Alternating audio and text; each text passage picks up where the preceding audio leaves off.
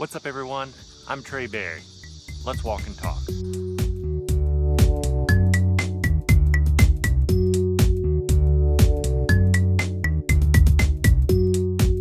What is up, everyone? It is the 2017 holiday season now that we're in September, and it is Cold Burn Week here at Swollen Thumb Entertainment. I felt like since this was the theme of the week, I really needed to make a video explaining exactly what I mean by cold burn. Just enjoying taking my dogs on a short walk.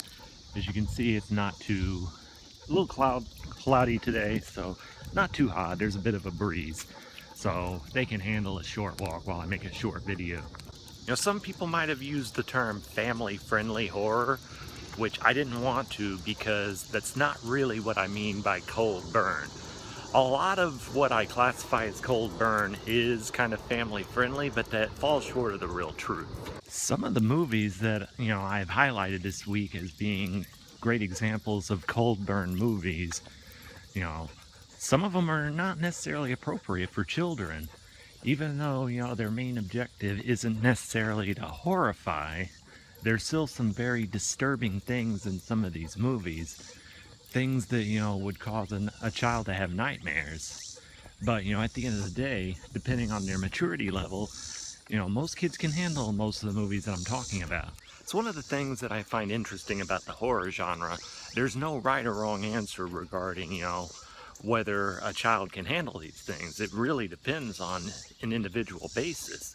There are, teenagers that can't handle these things, just like there are, kindergartners that probably could. Another category is the slow burn category, but I wanted to distinguish between the two because slow burn, is very similar in the beginning to cold burn. Just a little bit of uneasiness, a little bit of tension, but the difference with a slow burn is that, just as the name implies, the intensity keeps getting higher and higher, and by the end of the movie, things can be downright terrifying. And that's not really what I mean by cold burn. Cold burn is more like, telling a story with undertones of uneasiness and undertones of terror. The distinction became a little bit harder to classify the higher up the list got on the cold burn videos.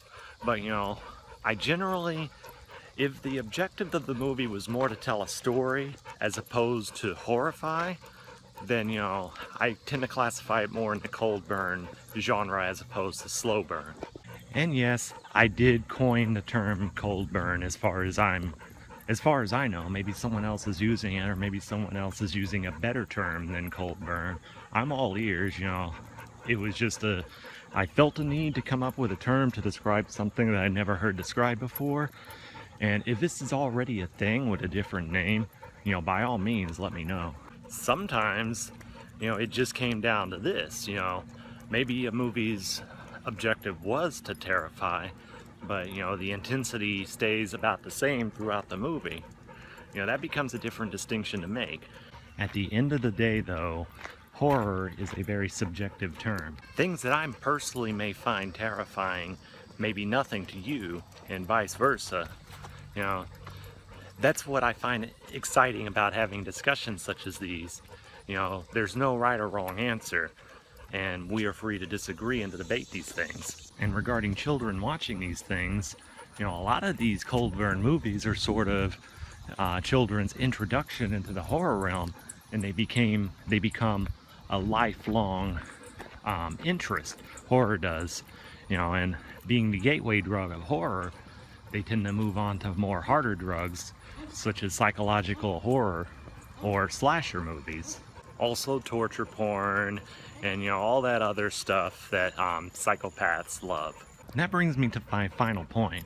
Perhaps what I love the most about the cold burn genre is how, opposed to other forms of horror, which demeans humanity and basically treats people like pieces of meat, the cold burn genre instills that humanity back into the genre.